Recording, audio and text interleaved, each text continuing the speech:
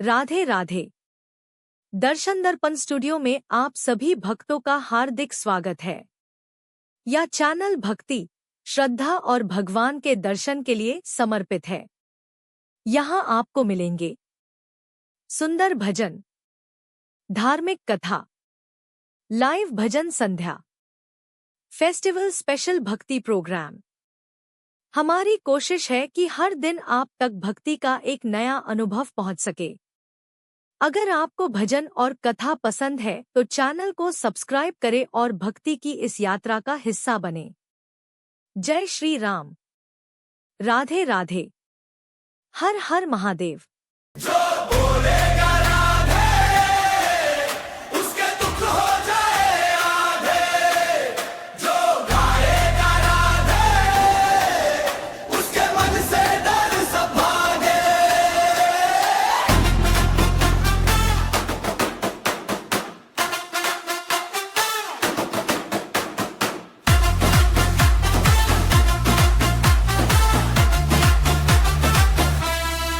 थोड़ी सी टेंशन है, थोड़ा सा भारी मन, काम में हारे तू रिश्तों से भी परेशान। आ जा रे आंगन में, छोड़ दे सारे भय, माथे पे नाम लिख ले, बस इतना कर लेना। जो बोलेगा राधे, उसके दुख हो जाए आधे। बोले प्रेम से राधे राधे, बोले प्रेम से राधे राधे।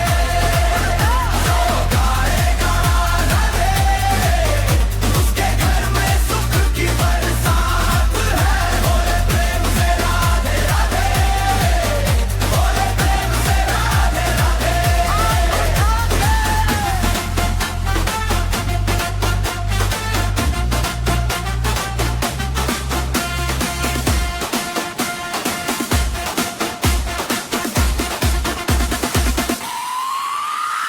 जेब में है दो पैसे, फिर भी तू राजी है। जग का हिस्सा छोड़े, दिल की इन्वेंटरी।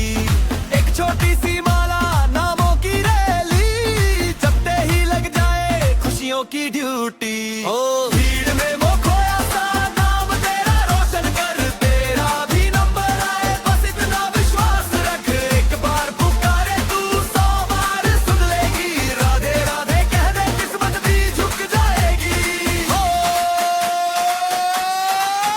जो बोलेगा राधे, उसके दुख हो जाए आधे।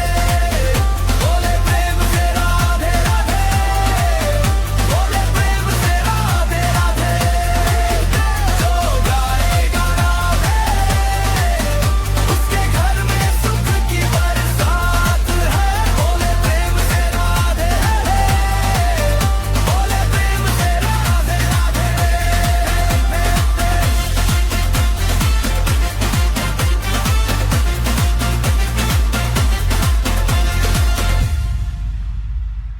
जो बोलेगा राधे, उसके दुख हो जाए आधे। जो गाएगा राधे, उसके मन से डर सब भागे।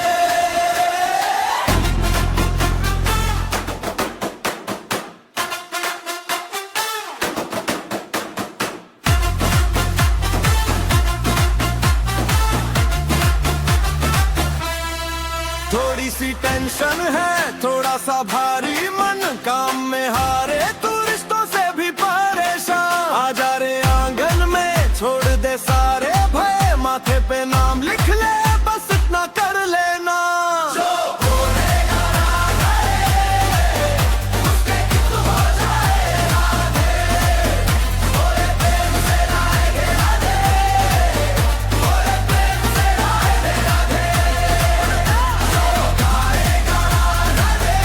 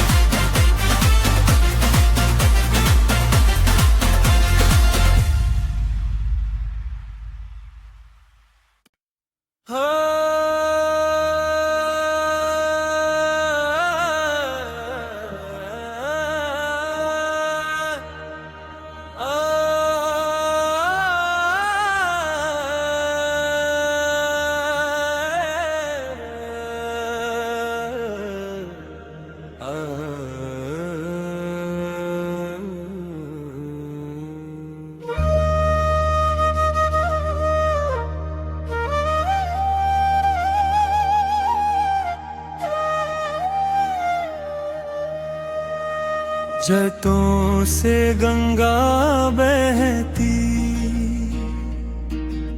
चांद सजे तेरे मस्तक पर रहता, नीलकंठ तुम दया के सागर, भक्तों के हो सच्चे हित कर। भोले तेरे दर पे जो भी आए, खाली झोली कभी न जाए, संकट सारे दूर तुम करो, हर दिल में तुम ज्योत भरो। हर हर महादेव, नाम तेरा सांसों में रहे, हर महादेव, तेरे बिना कुछ भी ना कहे, हर महादेव, तेरी शरण ही मेरा सहारा दे, तू ही पथ तू ही किनारा। हर हर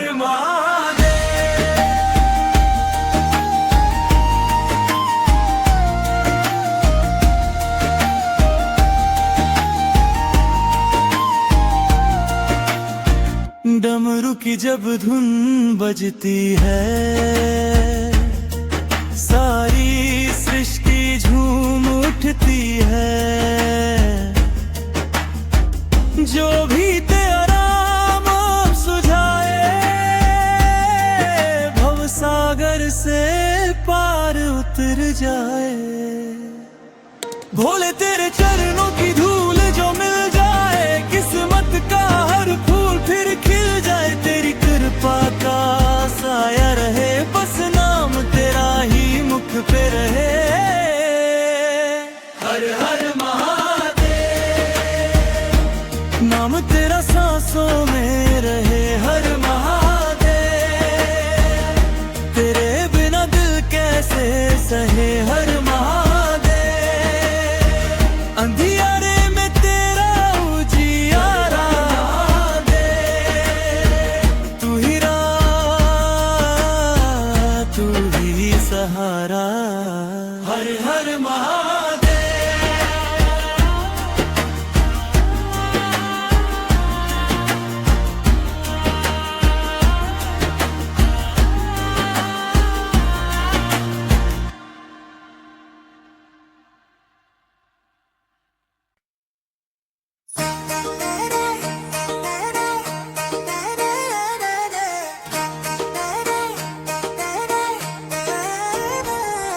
सिर बंधे मुकुट खेले होली, नंदलाल खेले होली, राधा के संग रसिया बैठे, अखियों से छलके ठिठोली। गोपियों संग रंग बरसे, ब्रज में छाई है ठिठोली, गोकुल की गलियों में गूंजे, शाम हमारे संग होली। ये शाम सिर बंधे मुकुट खेले होली, नंदलाल खेले होली, शाम सवरिया रंग में भीगे, सबके मन की हर ले ढोली। सिर बंधे मुकुट खेले होली, नंदलाल खेले होली, गोपी मन के कागज पर लिखे आज करुणा की रंगोली।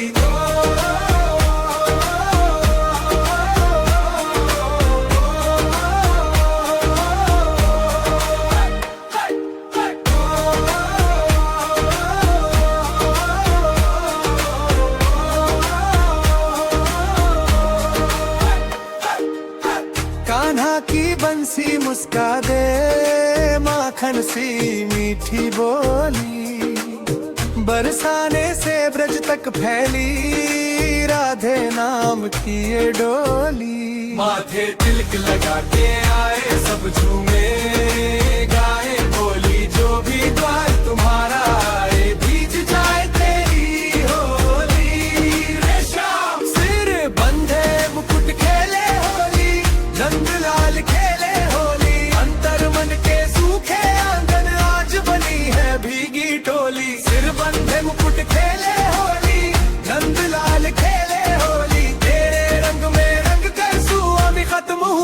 अपनी अलगोली।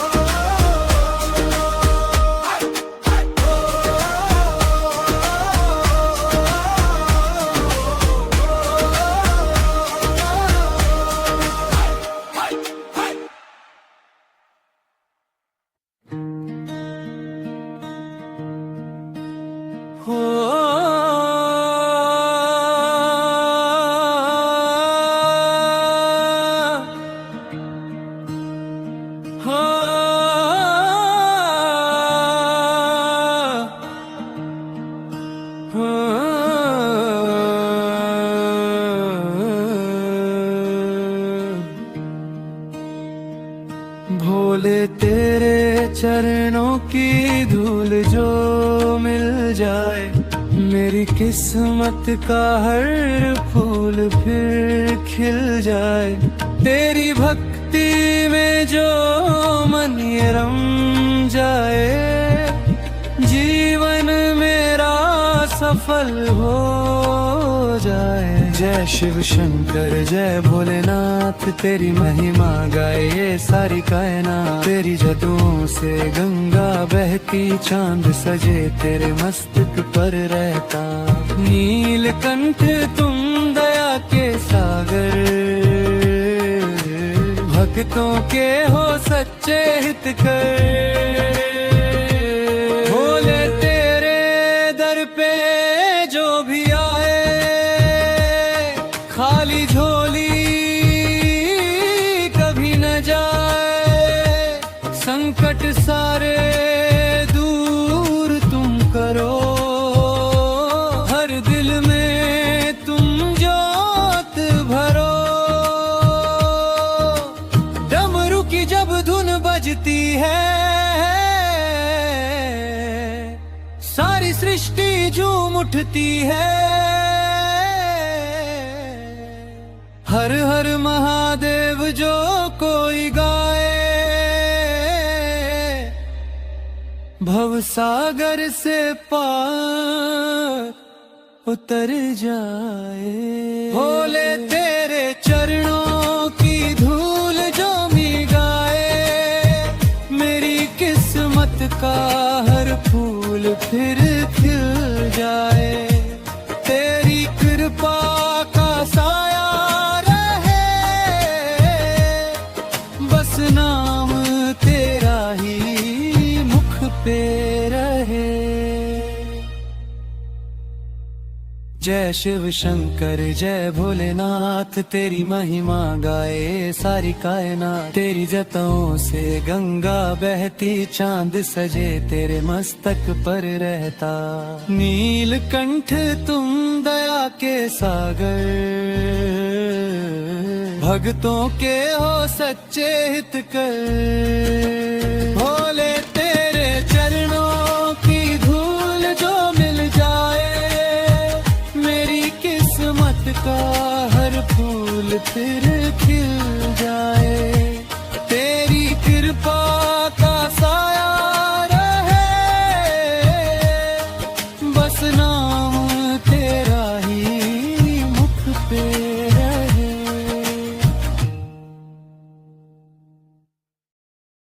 श्याम मंदिर बहुत ही प्राचीन है। यहाँ पर प्रतिवर्ष फाल्गुन माह शुक्ल षष्ठी से 12 तक यह मेला लगता है। चलिए जानते हैं बाबा श्याम की अनसुनी बातें। 1. मोरवीनंदन। कौन है खाटू श्याम जी? पांडु पुत्र भीम के पुत्र घटोत्कच और घटोत्कच के पुत्र बर्बरिक थे। बर्बरीक को ही बाबा खाटू श्याम कहते हैं। इनकी माता का नाम हिडिंबा है। बर्बरीक की माता का नाम कामकटंकक्टा था, जिन्हें मोरवी के नाम से जाना जाता है। अतः अपनी माता के नाम के कारण उन्हें मोरवीनंदन भी कहा जाता है। 2. दुनिया के सर्वश्रेष्ठ धनुर्धर। बर्बरीक दुनिया के सर्वश्रेष्ठ धनुर्धर हैं। बर्बरीक के लिए 3 बाण ही काफी थे, जिसके बल पर वे कौरवों और पांडवों की पूरी सेना को समाप्त कर सकते थे। वे एकलव्य, अर्जुन और कर्ण से कहीं ज्यादा बड़े और महान धनुर्धर थे। 3. अग्निदेव से मिला था धनुष। बर्बरीक वीर योद्धा थे और तीनों लोकों को जीतने की सामर्थ्य रखते थे। बर्बरीक ने अपनी मां से ही युद्ध कला सीखी थी और भगवान शिव को अपनी कठोर तपस्या से प्रसन्न किया तथा 3 अमोघ बाण भी प्राप्त किए थे। इसी कारण उन्हें 3 बाणधारी के नाम से भी जाना जाता है। बर्बरीक से प्रसन्न होकर अग्निदेव ने धनुष प्रदान किया था। 4. महाभारत युद्ध में लड़ने की इच्छा। जब कौरवों पांडवों के बीच महाभारत युद्ध तैयारियां जोरों पर थी और चारों ओर इस युद्ध की चर्चाएं थी, तब यह समाचार जब बर्बरीक को मिला तो उनकी भी युद्ध में शामिल होने की इच्छा हुई। वे अपनी मां से युद्ध में शामिल होने की अनुमति लेने पहुंचे तथा अपनी मां से आशीर्वाद लेकर उन्हें यह वचन दिया कि वे हारे हुए पक्ष का ही साथ देंगे। नीले रंग के घोड़े पर सवार होकर युद्ध में शामिल होने के लिए निकल पड़े। युद्ध के मैदान में भीम पौत्र बर्बरीक दोनों खेमों के मध्य बिंदु एक पीपल के वृक्ष के नीचे खड़े हो गए और यह घोषणा कर डाली कि मैं उस पक्ष की तरफ से लड़ूंगा जो हार रहा होगा।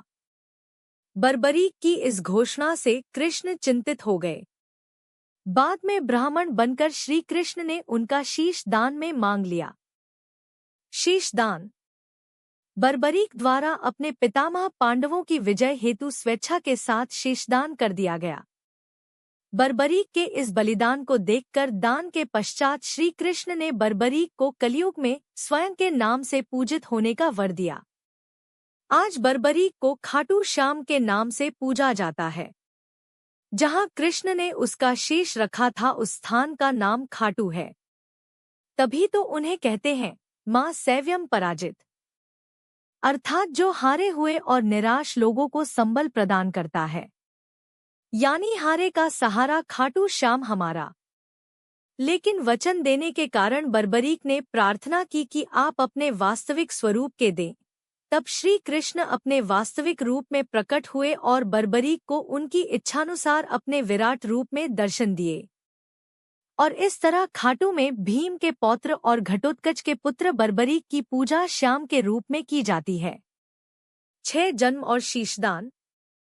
खाटू श्याम जी का जन्म देवोठनी एकादशी के दिन हुआ था और धार्मिक मान्यताओं और पौराणिक कथाओं के अनुसार दानवीर बर्बरीक खाटू श्याम जी ने अपना शीश फाल्गुन मास की शुक्ल पक्ष की द्वादशी को भगवान श्री कृष्ण को दान में दिया था। यही कारण है कि खाटू श्याम जी के मुख्य मंदिर सीकर, राजस्थान में फाल्गुन शुक्ल एकादशी और द्वादशी को सबसे बड़ा मेला भरता है। भक्त मुख्य रूप से द्वादशी के दिन ही बाबा के इस सर्वोच्च बलिदान को याद करते हैं। 7. शीश और धड़। कहते हैं कि कुरुक्षेत्र के युद्ध के बाद खाटू श्याम के शीश और धड़ को अलग अलग नदियों में विसर्जित रख दिया गया था।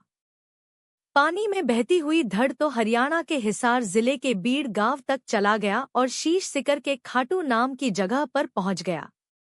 लोगों को जब यह मिला तो उन्होंने इसे वहीं स्थापित कर दिया। हिंदी। बाजार में धमाका, बजाज ट्रायम्फ ला रहे हैं 350 सीसी की नई रेंज, कम टैक्स के कारण कीमत रहेगी बहुत कम। Read more.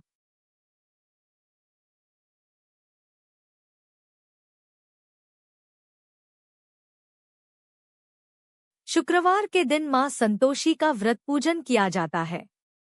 इस पूजा के दौरान माता की आरती, पूजन तथा अंत में माता की कथा सुनी जाती है। आइए जानें शुक्रवार के दिन की जाने वाली संतोषी माता व्रत कथा। संतोषी माता व्रत कथा। एक बुढ़िया थी, उसके 7 बेटे थे। 6 कमाने वाले थे जबकि एक निकम्मा था। बुढ़िया 6 बेटों की रसोई बनाती, भोजन कराती और उनसे जो कुछ जूठन बचती वह 7वें को दे देती। एक दिन वह पत्नी से बोला, देखो मेरी माँ को मुझ पर कितना प्रेम है। वह बोली, क्यों नहीं, सबका झूठा जो तुमको खिलाती है। वह बोला, ऐसा नहीं हो सकता है, मैं जब तक आंखों से न देख लूं मान नहीं सकता। बहू हंसकर बोली, देख लोगे तब तो मानोगे। कुछ दिन बाद त्योहार आया। घर में 7 प्रकार के भोजन और चूरमे के लड्डू बने। वह जांचने को सिर दुखने का बहाना कर पतला वस्त्र सिर पर ओढ़े रसोई घर में सो गया। वह कपड़े में से सब देखता रहा। 6 भाई भोजन करने आए। उसने देखा माँ ने उनके लिए सुंदर आसन बिछा नाना प्रकार की रसोई परोसी और आग्रह करके उन्हें जमाया। वह देखता रहा। 6 भोजन करके उठे तब माँ ने उनकी झूठी थालियों में से लड्डुओं के टुकड़े उठाकर एक लड्डू बनाया। जूठन साफ कर बुढ़िया माँ ने उसे पुकारा, बेटा 6 भाई भोजन कर गए, अब तू ही बाकी है, उठ, तू कब खाएगा। वह कहने लगा, माँ मुझे भोजन नहीं करना, मैं अब परदेश जा रहा हूँ। माँ ने कहा, कल जाता हो तो आज चला जा। वह बोला, हाँ आज ही जा रहा हूँ। यह कहकर वह घर से निकल गया। शुक्रवार संतोषी माता व्रत कथा। शुक्रवार संतोषी माता व्रत कथा। शुक्रवार संतोषी माता व्रत कथा। शुक्रवार के दिन माँ संतोषी का व्रत पूजन किया जाता है। इस पूजा के दौरान माता की आरती, पूजन तथा अंत में माता की कथा सुनी जाती है। आइए जानें शुक्रवार के दिन की जाने वाली संतोषी माता व्रत कथा। संतोषी माता व्रत कथा। एक बुढ़िया थी, उसके 7 बेटे थे। 6 कमाने वाले थे जबकि एक निकम्मा था। बुढ़िया 6 बेटों की रसोई बनाती, भोजन कराती और उनसे जो कुछ जूठन बचती वह 7वें को दे देती। एक दिन वह पत्नी से बोला, देखो मेरी माँ को मुझ पर कितना प्रेम है। वह बोली, क्यों नहीं, सबका झूठा जो तुमको खिलाती है। वह बोला, ऐसा नहीं हो सकता है, मैं जब तक आंखों से न देख लूं मान नहीं सकता। बहू हंसकर बोली, देख लोगे तब तो मानोगे। कुछ दिन बाद त्योहार आया। घर में 7 प्रकार के भोजन और चूरमे के लड्डू बने। वह जांचने को सिर दुखने का बहाना कर पतला वस्त्र सिर पर ओढ़े रसोई घर में सो गया। वह कपड़े में से सब देखता रहा। 6 भाई भोजन करने आए।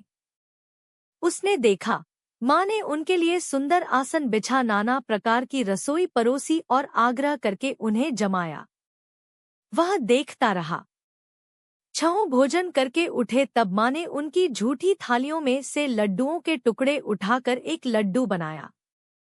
जूठन साफ कर बुढ़िया माँ ने उसे पुकारा, बेटा 6 भाई भोजन कर गए, अब तू ही बाकी है, उठ, तू कब खाएगा। वह कहने लगा, माँ मुझे भोजन नहीं करना, मैं अब परदेश जा रहा हूँ। माँ ने कहा, कल जाता हो तो आज चला जा।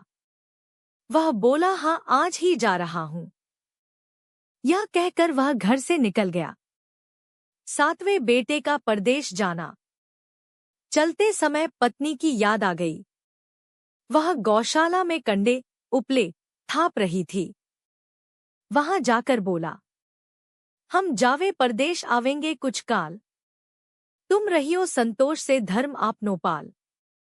वह बोली, जाओ पिया आनंद से हमारो सोच हटाए, राम भरोसे हम रहें ईश्वर तुम्हें सहाय।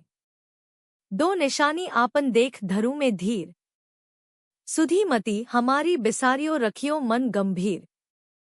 वह बोला, मेरे पास तो कुछ नहीं, यह अंगूठी है सो ले और अपनी कुछ निशानी मुझे दे। वह बोली, मेरे पास क्या है, यह गोबर भरा हाथ है।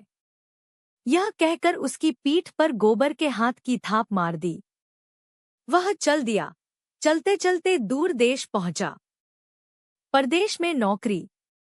वहां एक साहूकार की दुकान थी।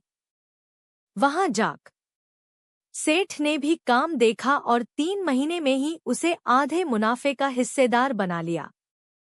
वह कुछ वर्ष में ही नामी सेठ बन गया और मालिक सारा कारोबार उस पर छोड़कर चला गया। पति की अनुपस्थिति में सास का अत्याचार। इधर उसकी पत्नी को सास ससुर दुख देने लगे, सारी गृहस्थी का काम करा के उसे लकड़ी लेने जंगल में भेजते। इस बीच घर के आटे से जो भूसी निकलती उसकी रोटी बनाकर रख दी जाती और फूटे नारियल की नारेली में पानी। एक दिन वह लकड़ी लेने जा रही थी। रास्ते में बहुत सी स्त्रियां संतोषी माता का व्रत करती दिखाई दी। संतोषी माता का व्रत। वह वहां खड़ी होकर कथा सुनने लगी और पूछा, बहनों, तुम किस देवता का व्रत करती हो और उसके करने से क्या फल मिलता है? यदि तुम इस व्रत का विधान मुझे समझा कर कहोगे तो मैं तुम्हारा बड़ा एहसान मानूंगी। तब उनमें से एक स्त्री बोली, सुनो, यह संतोषी माता का व्रत है। इसके करने से निर्धनता, दरिद्रता का नाश होता है और जो कुछ मन में कामना हो सब संतोषी माता की कृपा से पूरी होती है। तब उसने उससे व्रत की विधि पूछी। शुक्रवार व्रत के उद्यापन में हुई भूल, किया खटाई का इस्तेमाल। उसने पति से कहा, मुझे संतोषी माता के व्रत का उद्यापन करना है। पति बोला, खुशी से कर लो। वह उद्यापन की तैयारी करने लगी। जेठानी के लड़कों को भोजन के लिए कहने गई। उन्होंने मंजूर किया, परंतु पीछे से जेठानी ने अपने बच्चों को सिखाया, देखो, भोजन के समय खटाई मांगना, जिससे उसका उद्यापन पूरा न हो। लड़के जीमने आए, खीर खाना पेट भर खाया, परंतु बाद में खाते ही कहने लगे, हमें खटाई दो, खीर खाना हमको नहीं भाता, देखकर अरुचि होती है। वह कहने लगी, भाई, खटाई किसी को नहीं दी जाएगी, यह तो संतोषी माता का प्रसाद है। लड़के उठ खड़े हुए, बोले, पैसा लाओ। भोली बहू कुछ जानती नहीं थी, उन्हें पैसे दे दिए। लड़के उसी समय हट करके इमली खटाई ले खाने लगे। यह देखकर बहू पर माताजी ने कोप किया।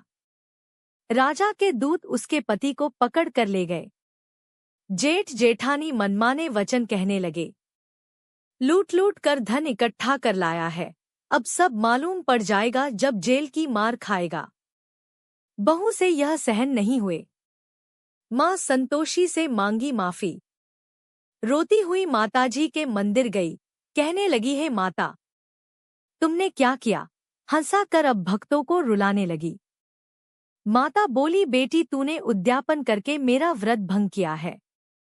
वह कहने लगी, माता, मैंने कुछ अपराध किया है, मैंने तो भूल से लड़कों को पैसे दे दिए थे, मुझे क्षमा करो, मैं फिर तुम्हारा उद्यापन करूंगी। माँ बोली, अब भूल मत करना। वह कहती है, अब भूल नहीं होगी, अब बतलाओ वे कैसे आवेंगे। माँ बोली, जा पुत्री, तेरा पति तुझे रास्ते में आता मिलेगा। वह निकली, राह में पति आता मिला। वह पूछी, कहाँ गए थे? वह कहने लगा, इतना धन जो कमाया है उसका टैक्स राजा ने मांगा था, वह भरने गया था। वह प्रसन्न हो बोली, भला हुआ, अब घर को चलो। कुछ दिन बाद फिर शुक्रवार आया। फिर किया व्रत का उद्यापन। वह बोली, मुझे फिर माता का उद्यापन करना है। पति ने कहा, करो। बहू फिर जेठ के लड़कों को भोजन को कहने गई। जेठानी ने एक दो बातें सुनाई और सब लड़कों को सिखाने लगी। तुम सब लोग पहले ही खटाई मांगना। लड़के भोजन से पहले कहने लगे, हमें खीर नहीं खानी, हमारा जी बिगड़ता है, कुछ खटाई खाने को दो। वह बोली, खटाई किसी को नहीं मिलेगी, आना हो तो आओ।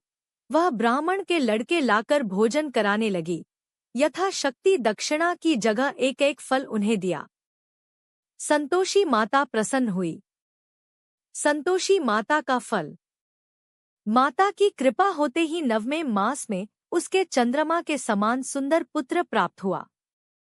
पुत्र को पाकर प्रतिदिन माता जी के मंदिर को जाने लगी। माँ ने सोचा, यह रोज आती है, आज क्यों न इसके घर चलूं। यह विचार कर माता ने भयानक रूप बनाया। गुड़चने से सना मुख, ऊपर सूंड के समान होठ, उस पर मक्खियां भिन भिन कर रही थी। दहली पर पैर रखते ही उसकी सांस चिल्लाई, तेरे पति को लकड़ियों का गट्ठर देख मोह पैदा होगा, वह यहाँ रुकेगा, नाश्ता पानी खाकर माँ से मिलने जाएगा, तब तू लकड़ियों का बोझ उठाकर जाना और चौक में गट्ठर डालकर जोर से आवाज लगाना, लो सासू जी, लकड़ियों का गट्ठर लो, भूसी की रोटी दो, नारियल के खेपड़े में पानी दो, आज मेहमान कौन आया है। माताजी से बहुत अच्छा कहकर वह प्रसन्न मन से लकड़ियों के 3 गट्ठर बनाई। एक नदी के किनारे पर और एक माताजी के मंदिर पर रखा। इतने में मुसाफिर आ पहुंचा। सूखी लकड़ी देख उसकी इच्छा उत्पन्न हुई कि हम यहीं पर विश्राम करें और भोजन बनाकर खा पीकर गाँव जाएं। इसी तरह रुककर भोजन बना, विश्राम करके गाँव को गया। सबसे प्रेम से मिला।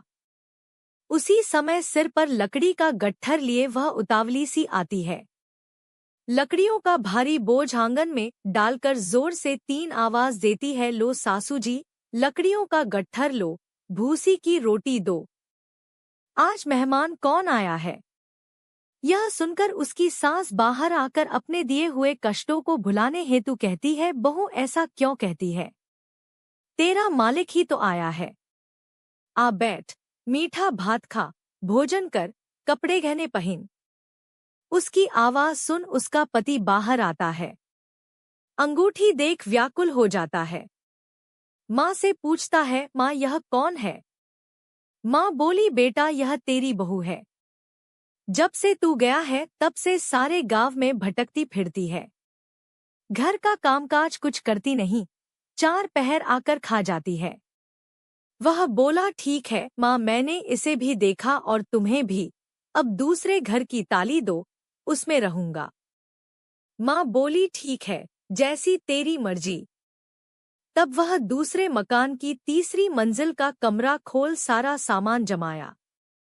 एक दिन में राजा के महल जैसा ठाट-बाट बन गया।